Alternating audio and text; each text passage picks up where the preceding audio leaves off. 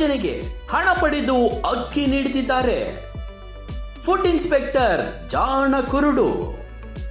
ರೊಚ್ಚಿಗೆದ್ದ ಗ್ರಾಮದ ಪಡಿತರದಾರರು. ಪ್ರತಿಯೊಬ್ಬ ಬಡವರಿಗೂ ಅಕ್ಕಿ ಸಿಗಬೇಕು ಎಂಬುದು ಮುಖ್ಯಮಂತ್ರಿ ಸಿದ್ದರಾಮಯ್ಯನವರ ಕನಸಿನ ಯೋಜನೆ ಇದು. ಅದುವೇ ಅನ್ನಭಾಗ್ಯ ಯೋಜನೆ. ದಿನೇಶ್ ಗುಂಡೂರಾವ್ ಅವರು ಆಹಾರ ಮತ್ತು ನಾಗರಿಕ ಸರಬರಾಜು ಸಚಿವರು ಅದರ ಜವಾಬ್ದಾರಿಯನ್ನು ಹೊತ್ತಿದ್ದಾರೆ.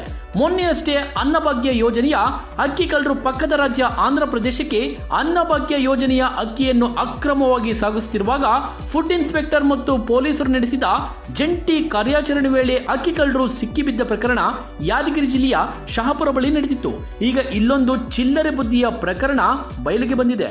ಅದುವೇ ಉಚಿತವಾಗಿ ನೀಡಬೇಕಾದ ಅನ್ನಭಾಗ್ಯ ಯೋಜನೆಯ ಅಕ್ಕಿ ವಿತರಣೆ ವೇಳೆ ಬಡವರಿಂದ 50 ರಿಂದ 150 ರೂಪಾಯಿವರೆಗೂ ಹಣ ಪಡೆದು ಅಕ್ಕಿ ನೀಡುತ್ತಿರುವ ಪ್ರಕರಣ ಬಯಲಿಗೆ ಬಂದಿದೆ.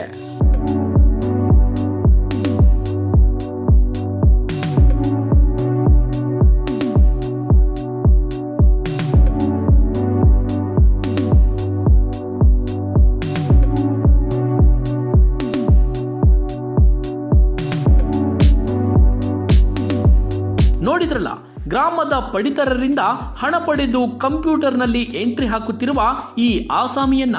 ಅಂದ ಹಾಗೆ ಇಂತಹದೊಂದು ಘಟನೆ ಬೆಳಕಿಗೆ ಬಂದಿರುವುದು ಯಶವಂತಪುರ ವಿಧಾನಸಭಾ ಕ್ಷೇತ್ರದ ಎಸ್ಟಿ ಸೋಮಶೇಖರ್ ಶಾಸಕರು ಇವರ ವ್ಯಾಪ್ತಿಯ ತಾವರೆಕೆರೆ ಹೋಬಳಿಯ ಸರ್ಕಾರಿ ನ್ಯಾಯಬೆಲೆ ಅಂಗಡಿ ಮೇಟಿಪಾಳ್ಯ ಗ್ರಾಮ ಪಂಚಾಯಿತಿ ವ್ಯಾಪ್ತಿಯಲ್ಲಿ.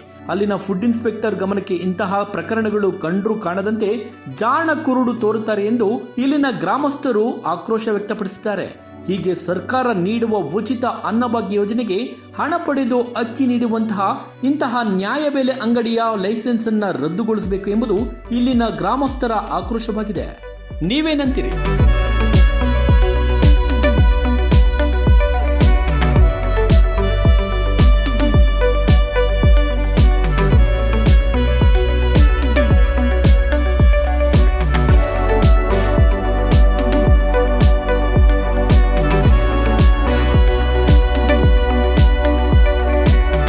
ನಿಮ್ಮ ಅಭಿಪ್ರಾಯವನ್ನು ಕಾಮೆಂಟ್ ಮೂಲಕ ತಿಳಿಸಿ.